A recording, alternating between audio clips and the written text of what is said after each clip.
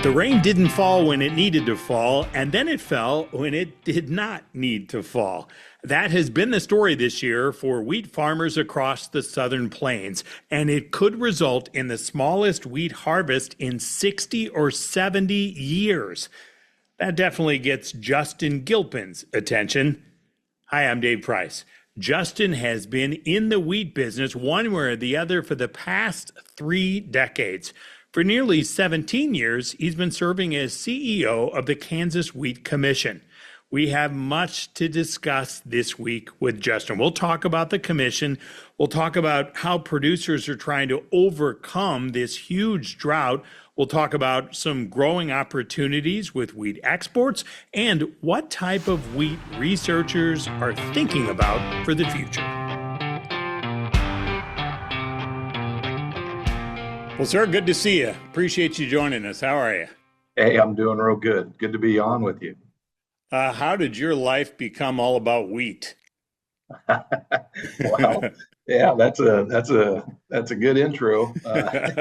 So certainly, my role now, where I serve as CEO for Kansas Wheat Commission, Kansas Association of Wheat Growers in Manhattan, Kansas. I've been in this position since about 2009, working for farmers, and I've had the opportunity. I grew up in Western Kansas, kind of been around production agriculture. Went to school at Kansas State University, got a degree in Kansas State's unique in the fact they have a grain science department, which offers flour milling degrees, baking degrees, and feed milling degrees. And I got a flour milling degree from K-State, spent some time working for General Mills and at the Kansas City Board of Trade, and now feel really fortunate to be able to work for farmers or kind of tie in things that are personally passionate about, kind of education, and had some work experience, and now trying to work as best I can representing farmers with our Kansas wheat organizations. If you really want to know, my very first one is I worked for a guy growing up in Russell. Lauren Dinkle was a general manager of the Russell Co-op, and he used to through summers and high school, and I used to clean boot pits and work at the elevator. So I did not see myself staying in the wheat business as I was cleaning boot pits in high school. But here, life comes at you fast, Dave. That was some real work too. What was the General Mills days like? What'd you do? Well, I worked at the Kansas City Board of Trade at that time. General Mills still had we were an office of 3 people at the Kansas City Board of Trade, and so I was at that time General Mills. We still were our own floor brokers, and so my boss at that time was a guy named Dan Maltby, who pretty much changed my life for better or worse, and great experience for me. And we would do purchasing for our flour mills, and then we'd also do like risk management execution in the pit for our flour business, and that at that time that was right. That started there right before electronic trading, and then so got to see the introduction of electronic trading, and then of course the global financial crisis hit, and markets, biggest bull run in wheat market history, the biggest bear market, and that shortly followed that. And I do attribute that is when I lost all my hair, Dave. And so thanks for bringing that up, I guess. You got the scars to prove it. Did you ever think you'd see a day where you'd have protein infused Cheerios? Nothing really surprises me, I guess. I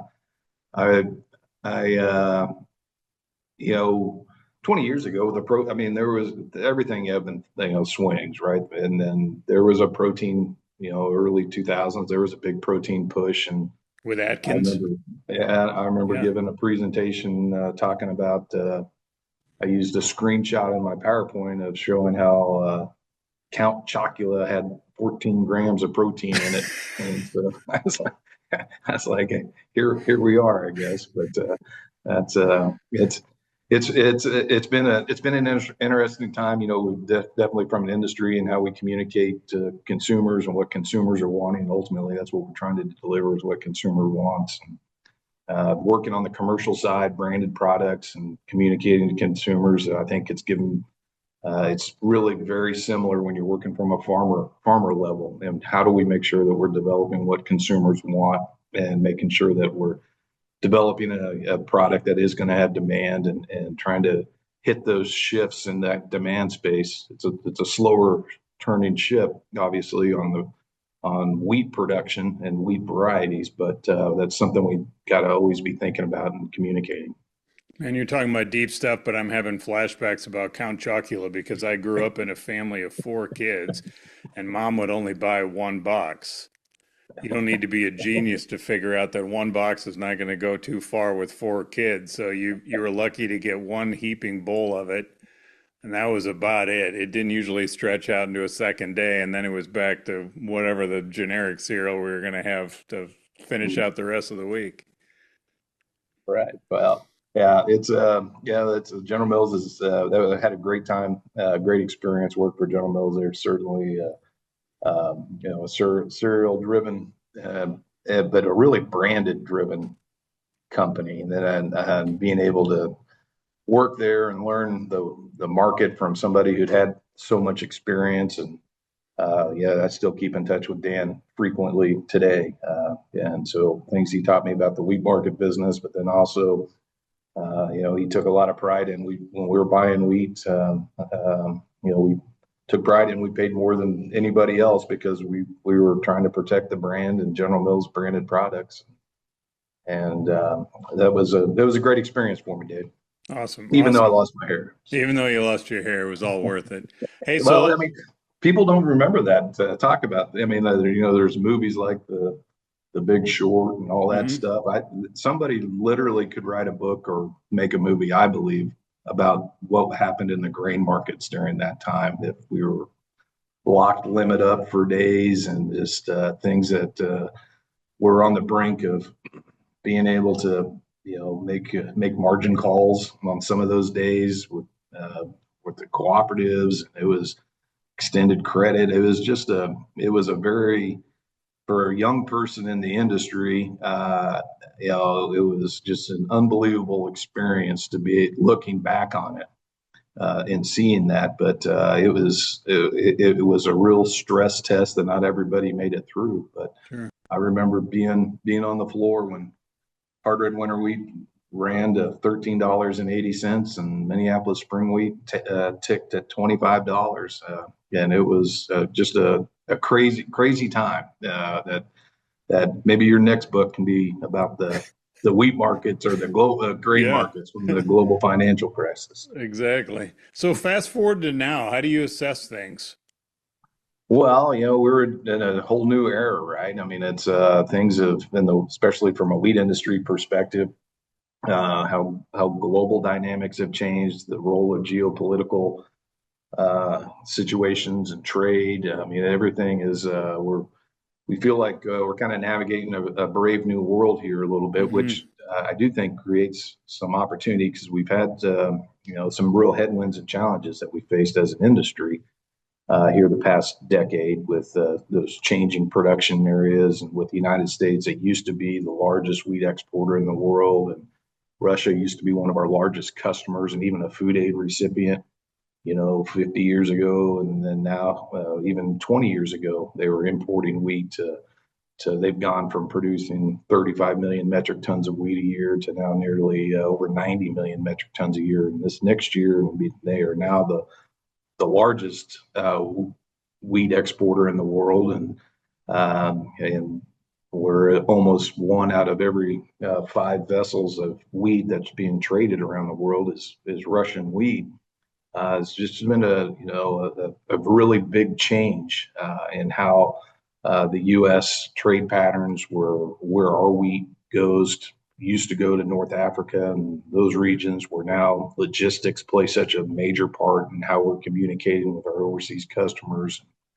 And then global markets profitability is the biggest challenge farmers are having, and where wheat fits in the rotation in places like Kansas, where we've got wheat, corn, soybean, and milo, and other crops. But those are our four principal crops our farmers grow on their diversified farms, and doing what we can to try to make sure that we can be a profitable option for them in those rotations and in these kind of challenging pricing times.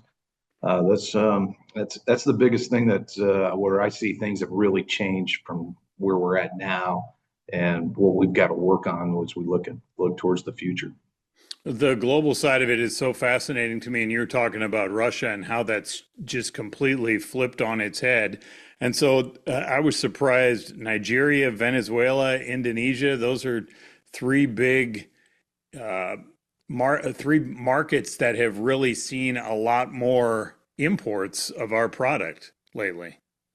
Yeah, that's and actually we had a group from Nigeria that was in this week. They came in Hmm. to see wheat harvest, and they were a big buyer of specifically hard red winter wheat. The United States grows six classes of wheat, and I'm pretty focused on hard red winter here in the Southern Plains. But the type of products that they produce in Nigeria is a white pan bread, very similar to what we would see on a grocery shelf that's made from hard red winter. And so they've as their milling industry has increased with the number of people that they're having their in their area, their population is Hmm. increasing still, and demand's increasing.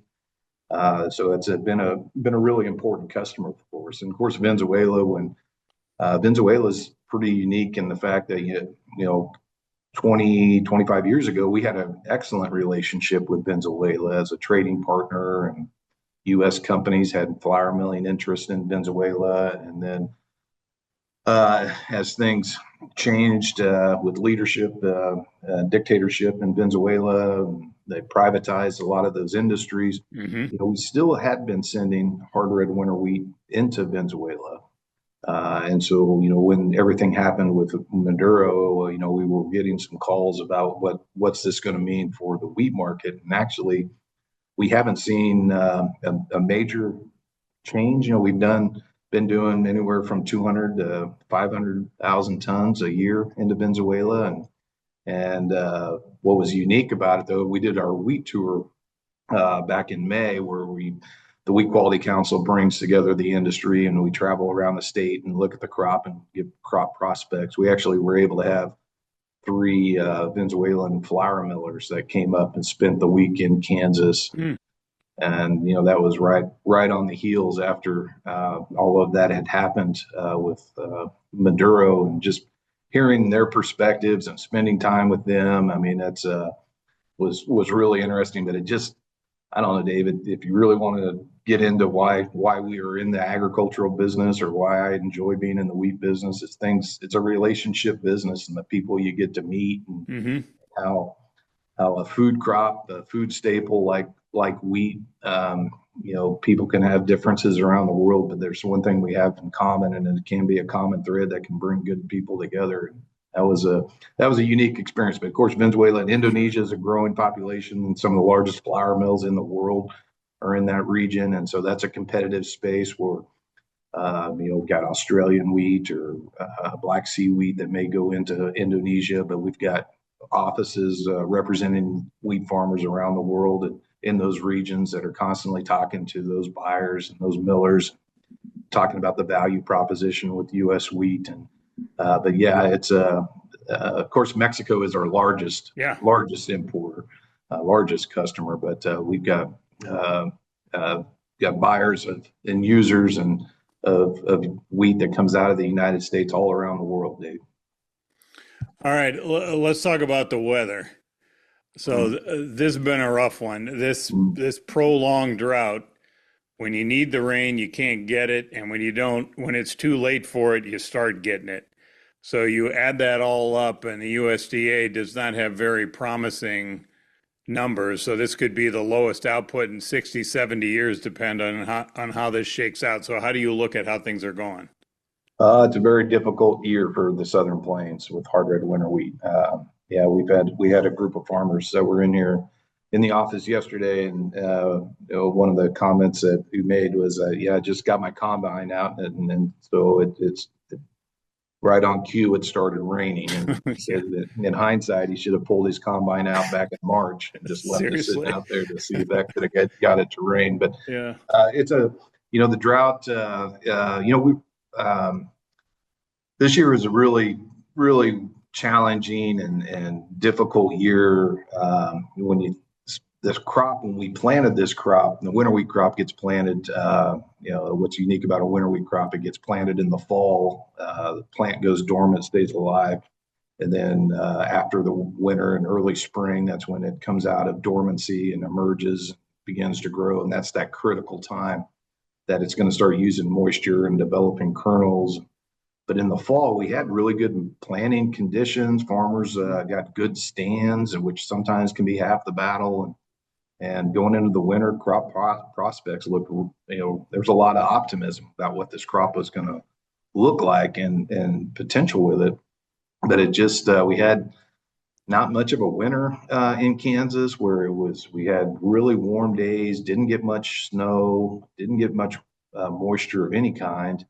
And then it just, the spigot just really shut off as, through that March and April. And when that crop was growing and using topsoil moisture, and then it just didn't have anything else to draw on. And it wasn't just Kansas, that drought area really, Western Nebraska, I would probably consider Western Nebraska maybe the ground zero Hmm. of the drought this year, but it impacted South Dakota, Nebraska, Kansas, Colorado, Texas. And that's why, at that whole hard red winter wheat region, is going to be the lowest production since like the late 50s, I believe, Dave. But we did have this year is going to be a historic, disastrous type year when you look back on charts. But we did have 2023 was a very difficult year for drought as well for Kansas, and we're going to rival that low production that we had in 23. But just the challenges this crop has faced, as we get into harvest now, there's going to be about 20% of the acres in Kansas that aren't going to be harvested. They're going to be abandoned because of the drought. And we had some late spring freezes that kind of took some of the crop out. Then as we thought we were going to have one of the earliest harvests we had combines that started test cutting on May 22nd, which was extremely about 3 weeks ahead of time because the crop had been so stressed and just matured early. But then we had to put about a 2 week pause on as we just got high humidity and rain delays. And so as we sit here today, farmers are getting back in the field. We got really an open window. And so harvest is going to go pretty fast just because we're not going to have the bushels, unfortunately, this year, which is difficult for farmers because we're kind of, definitely facing a time with the ag economy with high input prices. Everything's costing more, diesel, equipment, everything that it takes to run an operation, and with prices where they're at right now, somewhat moderated, and then to have a lack of bushels in combination with that, just makes for a really challenging and time for our farmers, Dave. How severe is that for some of them? Can they weather this? Will there be enough government support to get them through, and then they can go back at it this fall and get after it next year? Do you have some so thin on the margins that their cushion is gone? How stressful is it?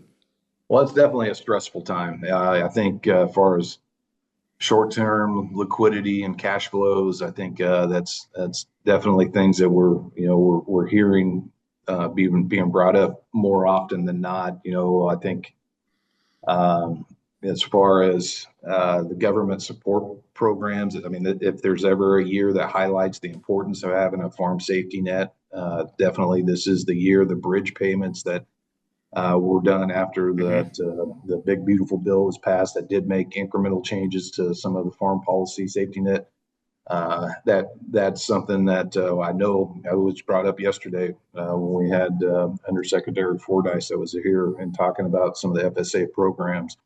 Our farmers were thanking them in the implementation of those programs and what it means to them, not just their operation, but a lot of those rural communities to be able to have that dollar and that revenue that's the velocity of a dollar in rural communities, that those farm safety net programs, that they don't they're helping keep operations and afloat, but it doesn't just directly impact, as you know, that farm. It has a direct impact on that local dealer, or the cooperative, or that local community, and that's really why that we've had really strong leaders from Kansas that I've been fortunate to be around, whether it was Bob Dole or Senator Roberts. Of course, in Iowa, you've got Chuck Grassley, and who guys that get it, that understand that it's the importance of not just protecting the food supply, but the protecting farm safety net protects that rural economy,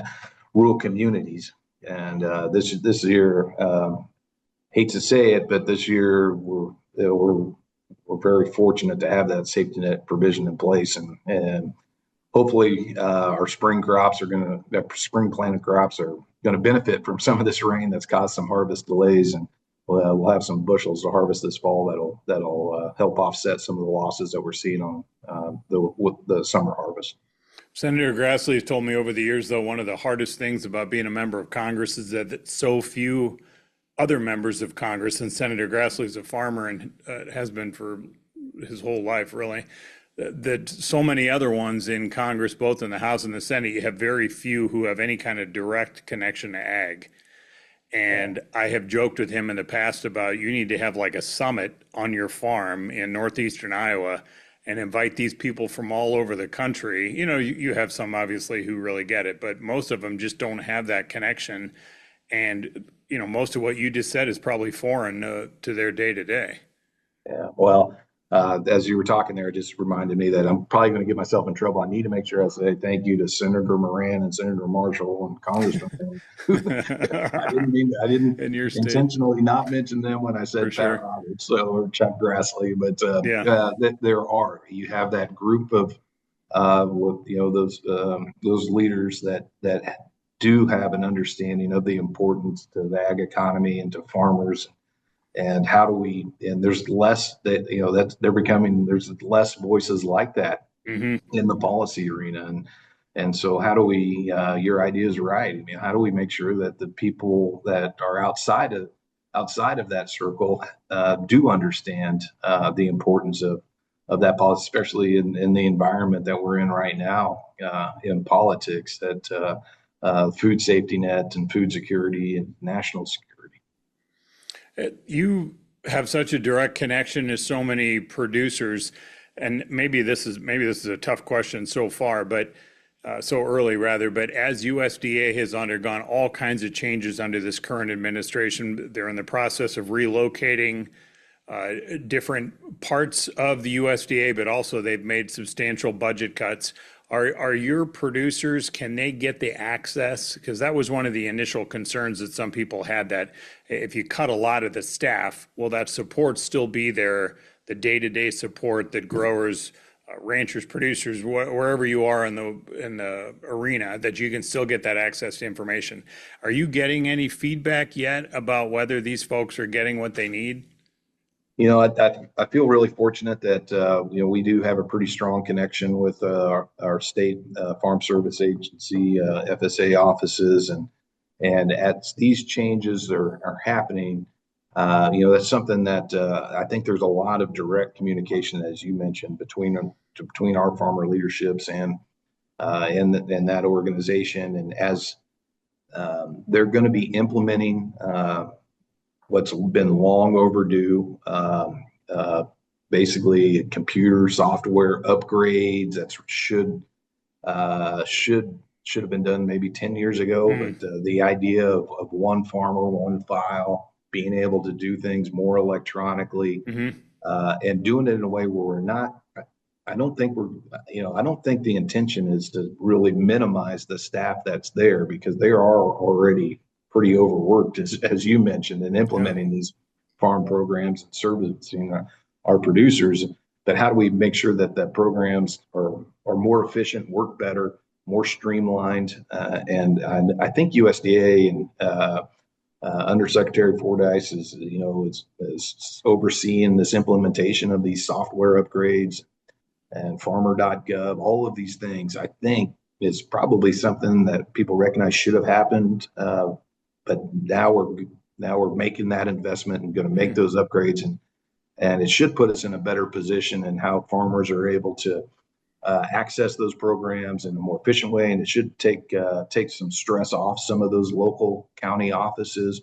But I think we're at a point where they're not trying to minimize staff. I think they're trying to make sure they're giving the staff that's there the resources that they can implement these programs. And USDA, other that's on the program policy implementation, but USDA's critical partner to protection and agriculture on the research side of things, and with agricultural research service and how farmers rely on that agricultural research. And so that's probably something we're communicating even more directly with USDA's on that research front, making sure that as we navigate, large deficits and budgets, but understanding where priorities need to make sure that we hold the line and don't sacrifice it.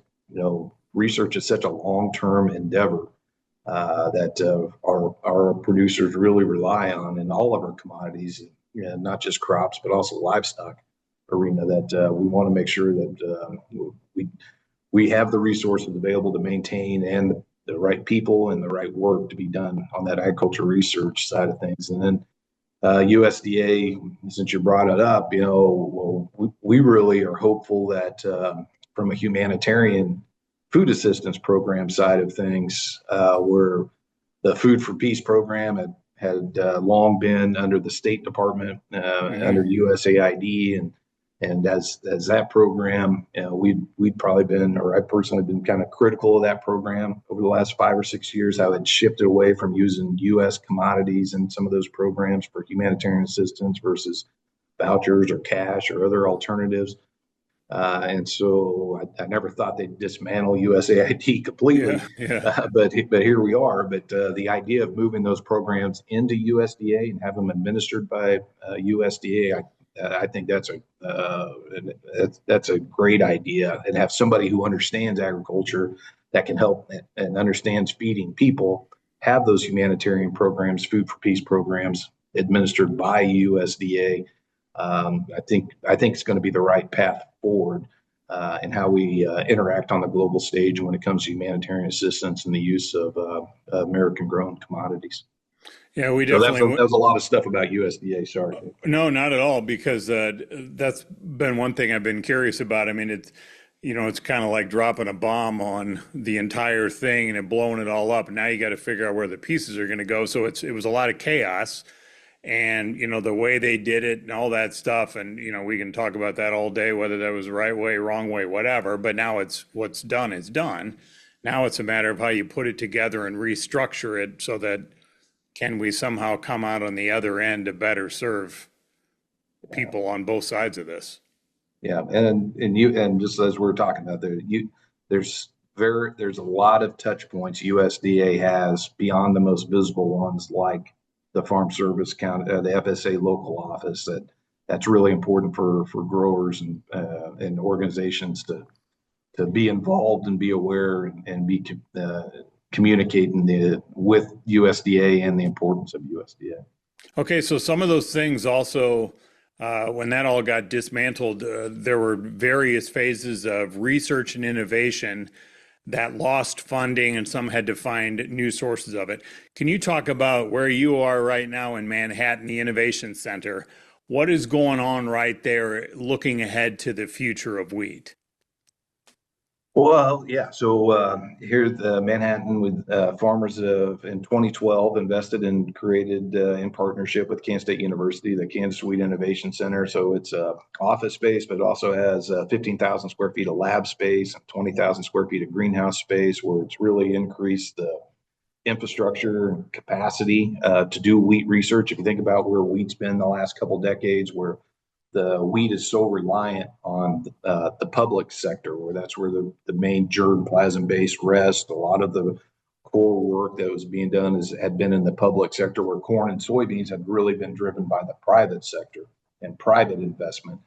And so our farmers, as we saw yield gains changing over the last couple of decades with corn and soybeans and wheat maybe not making the same strides that we were seeing in our row crops, farmers really wanted to put their stake in the ground. They did it literally with getting an agreement with Kansas State University to have leasing some land that's on the north campus of Kansas State University, and farmers invested in building the Kansas Wheat Innovation Center. So it's on campus, but it's a farmer-owned facility that has space for wheat, some of the wheat breeding program, but then also private companies that are working alongside of our public wheat researchers, university researchers. So it's really, you see you hear the term public-private partnership kind of as a buzzword, but I'm fortunate to be able to see it every day with private industry working right alongside of our university researchers that are doing a lot of pre-competitive work and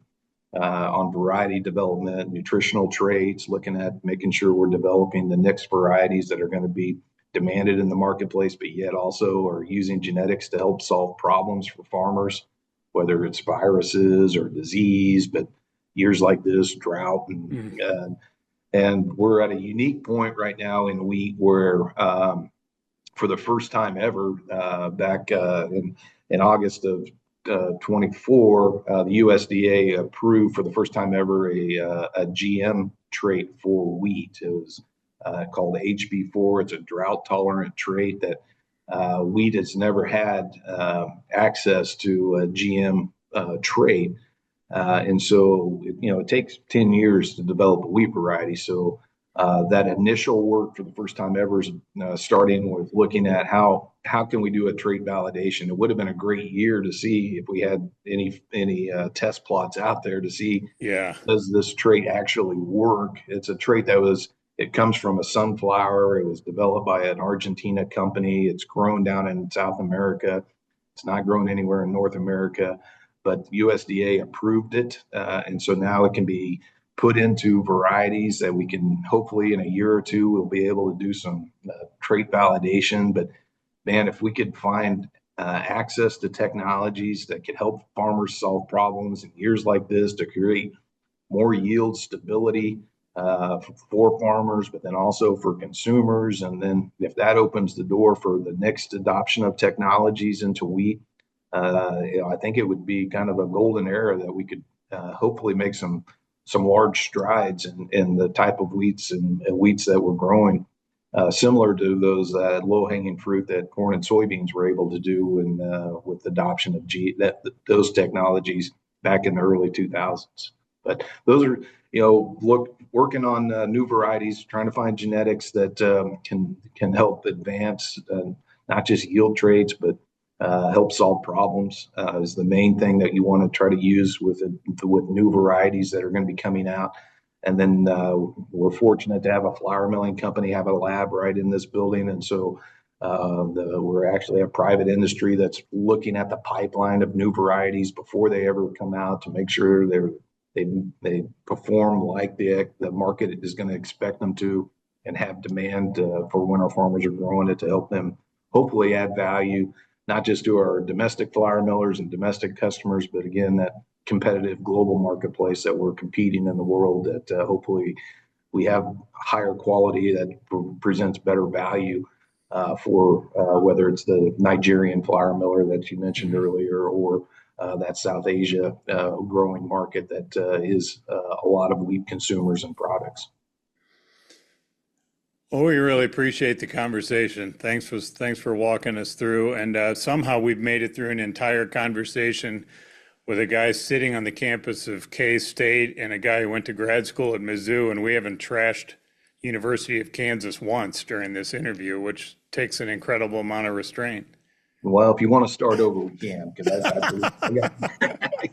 I love it. Hey, I appreciate. Really do appreciate your time. Thank you for walking us through all that. Thanks for the conversation. Yeah, you bet, Dave. Thanks. Just kidding, you Kansas Jayhawks. I went to graduate school at the University of Missouri. So way back in the day, Mizzou and KU were big time Big 8 conference rivals. There's been a lot that's changed since then. Now, you can learn more about the Kansas Wheat Innovation Center. It is part of our profile piece about Justin in the weekly American Farm Landowner newsletter. It's the place where landowners get their news all in one place for free. You can find it now at AmericanFarmLandowner.com. Thanks for joining us here on the podcast, and thanks for caring about the future of our farmland.